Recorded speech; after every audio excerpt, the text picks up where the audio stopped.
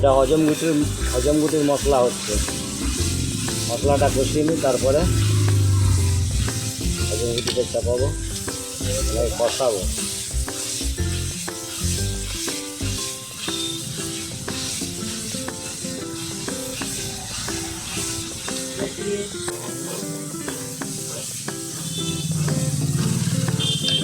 এই যে হজমগুটি,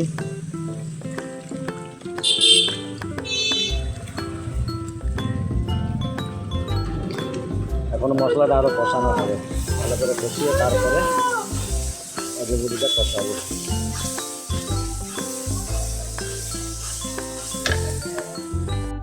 মশলাটা খুব সুন্দর লাল করে ভেজে নিয়েছি, এরপরে আমি হজমগুটিটা দিয়ে নেব।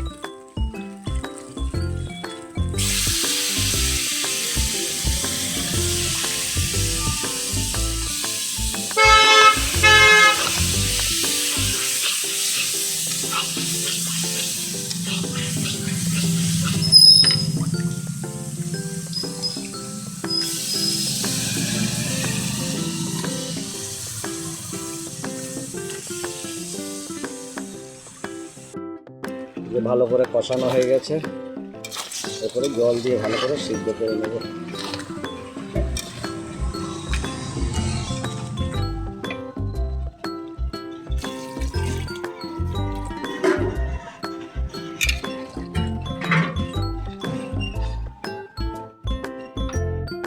এই যে হজমগুটি রেডি,